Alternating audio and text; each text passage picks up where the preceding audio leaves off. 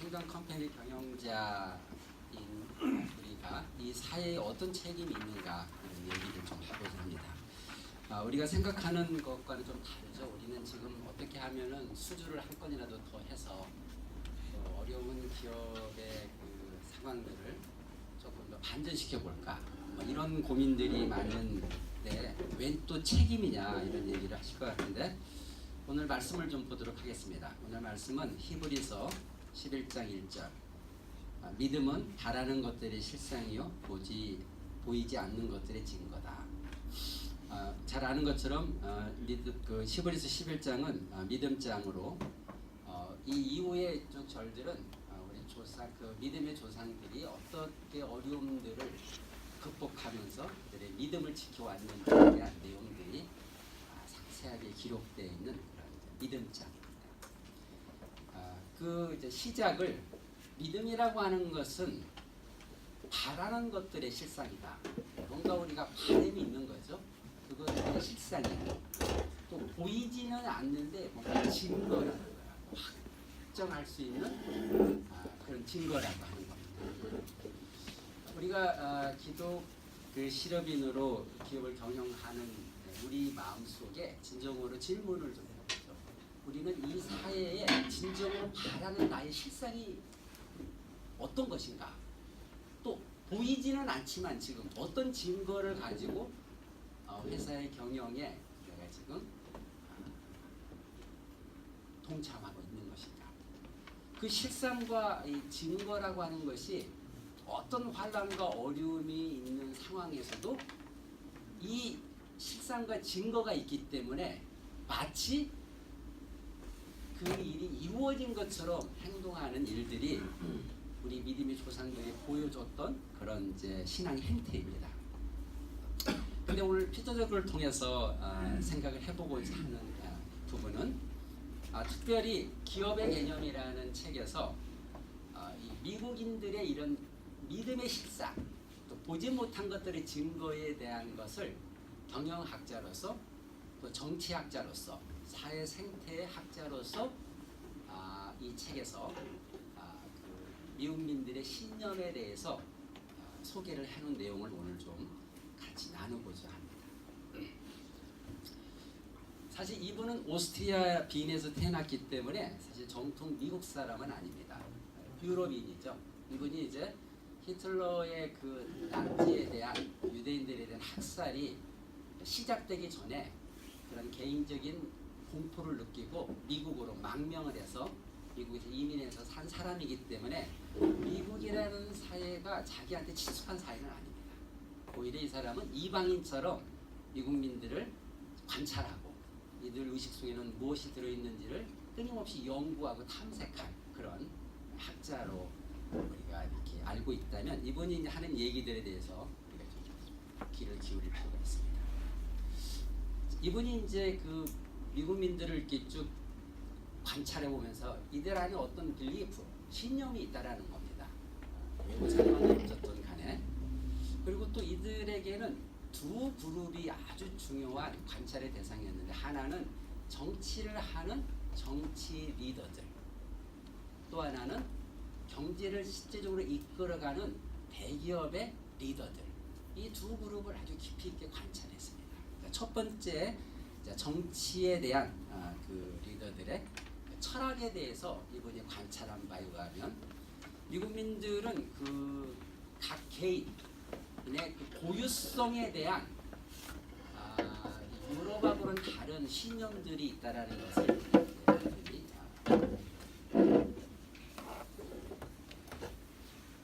얘기하고 있습니다. 그 중에 하나가 뭐냐면, 우리가 미국 뭐 청교도들이 와서 세운 나라다 뭐 이렇게 다들 알고 있죠. 그럼 그 청교도들이 와서 뭘 세웠느냐, 또 어떤 의식을 그 안에 그 가치로 알고 그것들을 계속 발전시켜 왔느냐. 그 중에 하나가 개인의 고유성이라고 하는 거예요. 개인의 고유성. 이게 일단 기독교적인 이 성서에 근거한 그런 약속이라고 합니다. 약속. 한 개인은 하나님의 형상을 따라 지음받았다라는 그 성서의 근거에서 이게 사회의 어떤 구성체로 가면서 그 두 가지 약속을 정치 철학은 또 정치 철학 하에서 그 정치를 이끌어가는 리더들은 반드시 이 문제를 어떻게 해서든 해결하려고 하는 그런 과업으로 생각했다라고 하는 겁니다. 그 중에 하나가 뭐냐면 정의예요. 정의, 저스티스. 이들이 말하는 저스티스는 어떤 거냐면 균등한 기회에 대한 약속입니다. 균등한 기회에 대한 약속. 그러니까 이거는 법으로도 이렇게 정해놨지만 또 이 사회의 구성원들이 이런 약속들이 실현되어지는지에 대한 끊임없는 도전들을 해왔다고 하는 겁니다. 정의가 제대로 실현되느냐, 그 말은 균등한 기회를 계속 주고 있느냐에 대한 약속입니다. 두 번째로는 개인이 어떤 성취를 이루는 것, 즉 굿 라이프, 행복한 삶에 대한 약속입니다. 좀 더 이 말을 구체적으로 표현하면, 드러커식으로 표현하면 개인이 사회생활을 통해서 누릴 수 있는 주식, 또 어떤 기능에 대한 약속들을 믿고 있다라고 하는 겁니다. 그 미국민들이 신념 안에. 그 정치 철학자는 이 문제를 너무너무 중요한 본인들의 과업으로 생각하고 이것들을 확대해가기 위해서 끊임없는 디베이션과 대안들을 찾아가는 것이 미국인들 저변에 깔려있는 신념이다, 이런 얘기를 하고 있습니다. 그래서 드러커는 이런 얘기를 합니다. 이것들이 구체적으로 어떤 방식으로 실현되는지를 보니까 미국 사회의 개인의 고유성에 대한 개념은 이 중산층이라는 사회에 대한 단어에 아주 잘 반영되어 있다, 그렇게 얘기를 합니다. 중산층 사회라고 하는 단어의 반영의 의미는 뭐냐, 그거를 이렇게 얘기합니다. 포춘지의 설문조사를 해보니까 응답자들이 있는데 뭐 이제 거기에는 한 모집단이니까 쥐, 소득 이런 걸 구분 없이 그들이 응답을 했는데 당신은 어느 층에 속했다고 생각하느냐라는 질문에 그 응답자의 90%가 나는 중산층에 속했다라고 대답을 한다는 거예요. 그러니까 자기는 최상의 부자도 아니고 또 최하의 빈민도 아닌, 대부분 나는 중산층이다라고 생각을 한다는 겁니다. 그런데 이제 그 응답자의 소득 분포의 통계는 사실 알지도 못해요. 중요한 것은 내가 얼마를 버느냐에 관계없이 본인 스스로가 나는 중산층에 소속돼 있다라고 생각하는 사람이 전체 응답자의 90% 이상이었다라고 하는 겁니다. 그러면 이 중산층이라고 생각하는 사람들의 의식 속에는 흔히 평등이다라는 개념이 깊이 이제 뿌리가 내려져 있다라는 거죠. 근데 자기가 이제 유럽 사람이기 때문에 유럽인으로 보면은 굉장히 이해가 안 가는 그런 현상의 독특한 미국적인 현상이라고 하는 겁니다. 유럽은 오랜 기간 동안 귀족들과 왕족들이 이렇게 지배해오던 역사들을 갖고 있기 때문에 평등이다라고 하는 것을 내가 생각하고 내가 그 그룹에 들어있다고 생각하는 사람이 90% 이상 되는 경우는 흔치 않는 일이라는 거예요. 자, 그런데 이제 이 사람들이 어떤 생각을 주로 갖고 이제 살아가냐면 타인의 성공을 질시하지 않고 진정으로 기뻐해주는 일을 이 사람들이 기꺼이하는 사람들이 중산층이 갖고 있는 사람들이. 또 하나, 사회 최상층에 있는 사람에 대한 특별한 공경심이나 경외심 같은 게 별로 없어요. 그 다음에 또 하나는 사무실 건물에 상사가 있잖아요. 저도 LG그룹에 일할 때 트윈에 가보면은 회장님이 타고 다니는 엘리베이터가 별도로 있습니다. 가끔 한 번씩 그걸 타게 돼요. 특별한 경우에. 그런데 또 별도의 엘리베이터가 있거든요. 근데 이 미국인들이 생각하는 생각은 사무실 건물에 상사를 위한 별도 엘리베이터 따위는 없는 사회라는 거예요. 그런 게 너무 이상한 거예요, 이 사람들한테는. 그 다음에 자신의 힘을 과시하는 사람에 대해서는 놀라울 정도로 적개심을 갖고 있어요. 내가 누구누구 안다, 뭐 이렇게 뻐덕이는 사람도 우리 주변에 생각보다 많은데 청와대 누구하고 뭐 있다. 되게 많아요 그거. 저도 그런 얘기 많이 듣고 사는데 그런 사람에 대한 엄청 큰 적개심이 있다.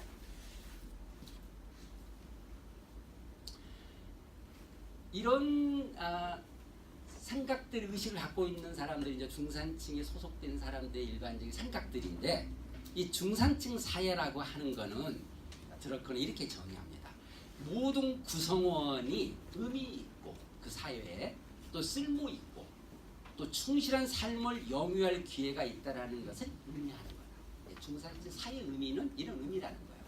각 개개인이 그 구성원으로서의 자기 존재에 대한 의미와 또 그 사회에 쓸모 있다라고 하는 거, 그리고 충실한 삶을 영위할 수 있는 기회가 나한테 약속돼 있다라고 하는 이런 의식이 바탕에 깔려 있다는 거예요.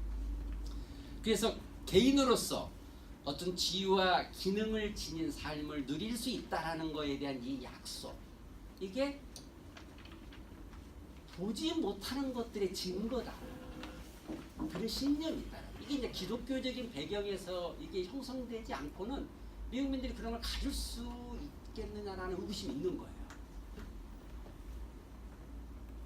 또 그 지위, 어떤 내가 이제 사회에 어떤 지위를 부여받는 거, 이 지위라는 것이 굉장히 중요한데, 그 지위라는 것이 그 사회에 기여한, 내가 어떤 컨트리뷰션을 했느냐에 따라서만 결정되고 또 결정되어야만 한다라는 것을 의미하는 것에 대한 약속을 굳건히 믿고 있다라고 하는 겁니다. 그러니까 이런 관점에서 보면 그 미국의 중산층 사회라고 하는 것은 어떤 상류계층이나 어떤 하류계층이 사실 존재하지 않는다라는 생각이 깔려 있다라고 하는 거죠. 그래서 중산층 사회는 결국에는 계급이 없는 사회를 의미하는 거다, 이런 생각을 하고 있습니다. 자, 그럼에도 불구하고 이런 사회는 어떤 리워드, 내가 어떤 보상을 받는 거에 대한 평등의 개념이 아니라 정의가 평등하다. 내가 기여한 만큼 지위를 부여받고 기여한 만큼 대접받는다라는 것이 정의라고 생각한다라는 거죠. 이거가 깨지면 그들의 신념에 엄청난 스트러글이 일어나기 때문에 사람들이 저항한다는 거예요.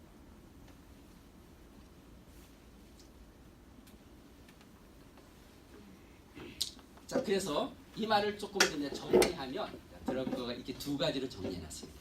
자, 이거는 두 가지로 정리가 되는데 이들 간에는 서로 극단에 모순되지 않고 조화롭게 통일되었다는 사실을 얘기하면서 첫 번째 내용을 정리해 하나만, 기회의 평등입니다. 개인이 사회에 대한 기여 때문에 기회가 주어진다고 생각합니다. 내가 이 사회에 어떤 기여를 하느냐라고 하는 건 내가 어떤 지위의 기회를 얻느냐와 직접적인 관련이 있다라고 하는 겁니다.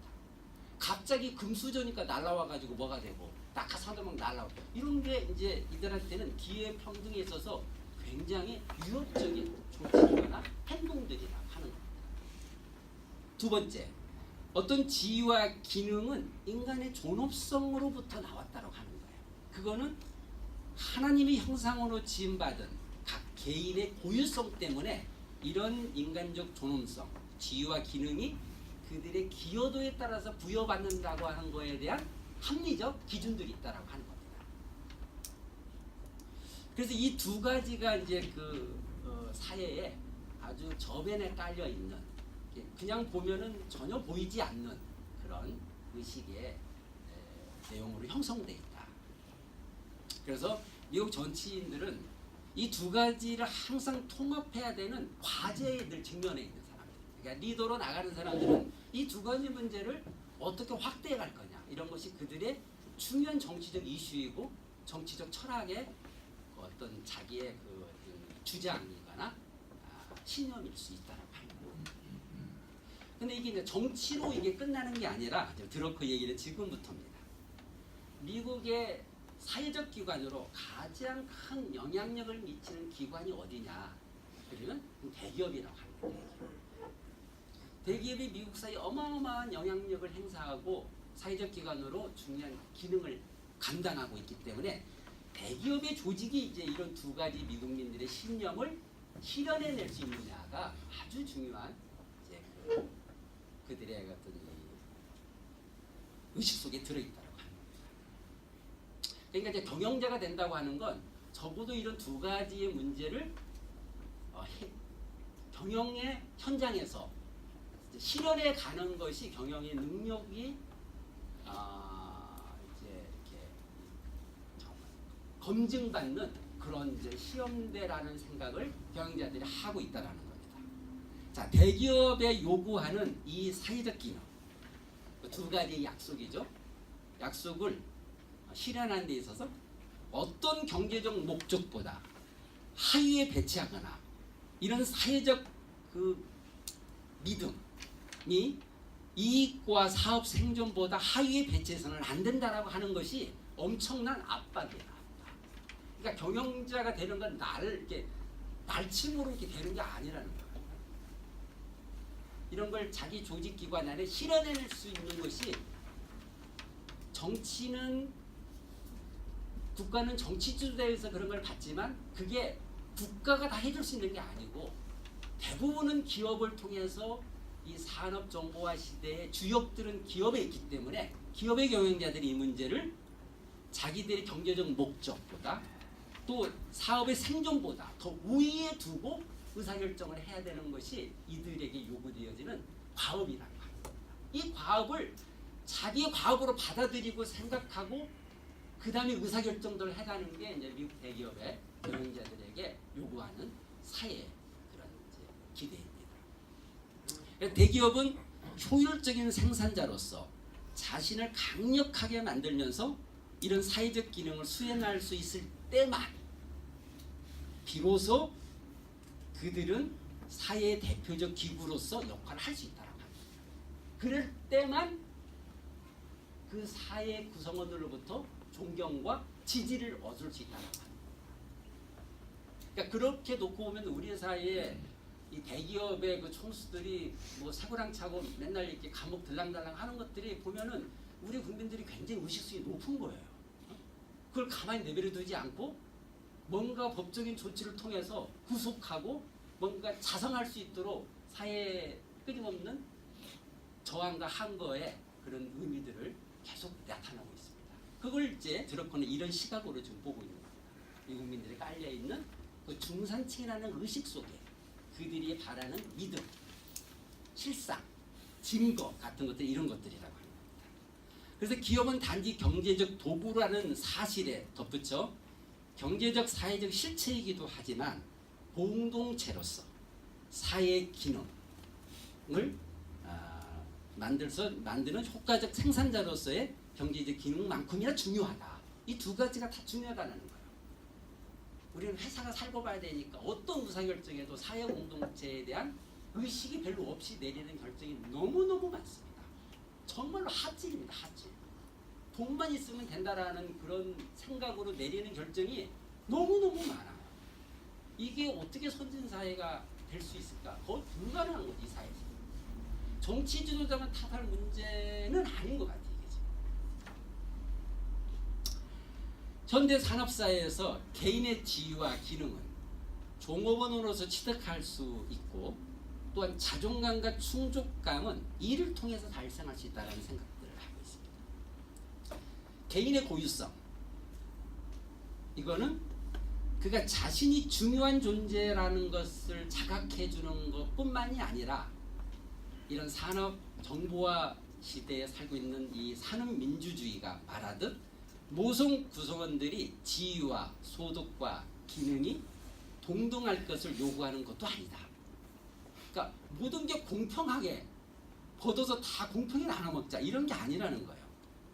또 하나는 정서적 평등주의, 유계 질서 이런 거 필요 없다. 이렇게 또 말하는 거하고도 보면은 또 이게 또 적절하지 않다. 그러니까 유계 내에서 유계는 필요하다라는 거죠. 유계 내에서 서로 다른 쥐, 또 서로 다른 파워, 또 서로 다른 소득을 각각 동등하게 전체의 목적을 달성하는 데 중요하게 역할을 통해서 그런 기여도에 따라서 이런 부분들이 서로 정의롭게 이루어지는 것을 의미합니다. 기회 평등이란 보수의 평등을 요구하는 것이 아니라 그 반대로 기회의 평등은 자동으로 보수의 상이함을 전제해야만 성립하는 것이다. 왜냐하면 정의라는 건 서로 다른 성과와 서로 다른 책임에 따라 발생하는 보수를 함축하고 있기 때문이다. 그래서 기회평등이라는 것은 승진, 어떤 지위의 상승이 외부의 유전적 요인이나 우연으로 결정되어서는 안 되고 합리적이며 타당한 기준에 의해 이루어져야 한다는 것을 의미한다. 이것을 현대 기업의 특별히 큰 조직에서 풀어내야 될 실제적인 문제다라고 지적하고 있는 겁니다. 그러니까 이 문제에 대해서 경영자들이 어떤 시각을 갖고 이런 문제를 해결하기 위해서 어떤 노력을 하고 이 문제의 실행을 위해서 어떤 시행착오를 학습하면서 이런 부분들이 계속 기업 내에 기회평등으로 확장되어지는 노력을 하고 있는가에 대한 의문이 필요하다는 거죠. 질문이 필요하다는 거죠. 적어도 킹덤 컴퍼니를 꿈꾸는 우리 경영자가 대기업의 수장은 아니지만 작은 내조직에서 이런 문제가 우리 기도 제목이 되고 이것이 CBMC가 한국에 존재하는 이유라면 너무너무 큰 사람들의 호응과 사랑을 받지 않겠나, 저는 이런 생각을 이제 좀 해보게 됐습니다. 미국 내에서도 기회들이 축소되고 있다라고 하는 의견들이 많다라고 하는 겁니다. 이 기회의 축소라는 건 뭐냐? 바로 그들이 생각한 두 가지 약속. 정의의 확대, 아니면 정의가 축소되고 있느냐. 그런 의미로 기회를 얘기하는 거라는 거죠. 현대 산업사의 통계 수치를 직접 보지 않는 사람들은 기회가 계속 줄어들고 있다라고 말을 하는 사람들이 많다는 거예요. 이런 인상은 정치 지도자가 잘못해서 생기는 문제보다도 더 큰 거는 대기업에서 일어나는 세 가지 현상 때문에 이런 미국민들이 믿고 있는 그 신념이 자꾸 축소되고 있다라고 생각하는 경향이 있다는 거죠. 그 세 가지에 대해서 이렇게 지적합니다. 하나는 승진이 합리적인 원칙에 따라 이루어지지 않고 있다라고 합니다. 그게 이제 좀 구체적인 설명으로 경영진의 변동. 어떤 일정 기준이 없어. 이게 회장 지 마음대로야. 뭐 대체 그 일을 하는 거에 대한 근거도 없어. 물어보지도 못해. 밑에 사람들을 추측하고 그냥 그럴 거라고 하는 허상을 갖고 따라가는 일들이 생각보다 많습니다. 그 다음에 사적인 감정을 따르지 말고 변덕이나 사적인 감정으로 승진을 결정하는 거. 이거는 미국민들의 그 신념을 깨트리는 아주 나쁜 행동이라는 거죠. 보다 합리적이고 사람의 감정 요소가 배제된 기준을 도입할 필요가 있다라는 제안을 하는 겁니다. 두 번째, 관리직을 맡은 자격, 제도권의 학벌을 선호하는 성향이 미국에도 있는 모양이에요. 학교 졸업장이 승진을 보장하는 것은 아니지만 졸업장이 없으면 큰 핸디캡이 되고 있다. 학력이 상대적으로 낮은 공무원 출신에게는 관리자로 승진할 기회가 좀처럼 부여되지 않는다. 또 청년들에게 꿈을 가져라, 뭐 이빠른 소리를 그렇게 하면서도 이 두 가지 약속을 기업 안에서 실현되지 않으면 다 좌절한다는 거야. 그래서 출신에 의해서 결정하는 게 아니라 일의 성과대로 판단하겠다는 이 약속이 무의미해지는 사회. 그게 기회의 축소라고 그들은 생각한다. 이런 얘기를 하고 있습니다. 자, 산업사회의 이 자존감, 그 다음에 그들의 지위를 부여받는 것 너무너무 중요합니다. 개인의 입장에서. 개인이 대기업 내에서 자신의 잠재 능력을 발휘할 기회를 놓치기 쉬운 문제에 대해서 사회가 그 조직에 대해서 계속 푸시를 하는 겁니다. 이런 걸 잘하고 있느냐. 이거는 그 회사의 문제라고 보기보다는 그 미국 사회의 공동체의 문제라고 보는 시각이 있는 거죠. 이제 우리나라도 그런 면에서 보면 뭐 굉장히 좀 깨어있는 그런 흐름으로 이제 지적을 해주는 그런 뭐 그룹들이 요즘에도 많이 좀 이렇게 있는 것 같아요. 이 자존감은 독립적 주체로서 인정받을 때만 가질 수 있는 거고 어딘가에 예속된 상태에 있을 때는 자존감이라는 걸 갖기 어렵다라는 겁니다. 하급 직원만이 자존감이 없고 임원이 되면 자존감이 있다 그렇게 생각을 하실 수 있는데 아니라는 거예요. 저 임원으로 있을 때 제가 자존감을 가져본 적이 별로 없습니다. 왜? 내 윗사람한테 내가 그런 독립된 주체로서의 의미나 이런 거가 이루어지지 않기 때문에 임원이 돼도 그래요. 사장도 비슷해요. 이 문제를 우리는 아주 어떻게 이제 봐야 되느냐. 중요한 것은 자신의 지위와 일에서 만족을 찾고 승진, 지위 상승만은 유일한 사회적 목표가 될 필요는 없는데 우리는 거의 지금 이런 거에 매달려 있습니다. 우리는 무조건 기업에서 이기는 게임을 해야 됩니다. 살아남아야 되는 거예요. 떨어져 나가는 사람은 그동안의 가치와 뭐 목표 이런 것들이 승부한 게 많이 있지만 일단 루저예요. 루저. 이런 의식이 우리 속에 굉장히 팽배합니다. 현대기업은 비록 자유방임 경제와 시장 사회에서 탄생했지만 거기에서 모든 오직 경제적 요인만을 보고 일하는 사람의 지위와 기능의 역할을 보지 못하는 것은 큰 잘못이다.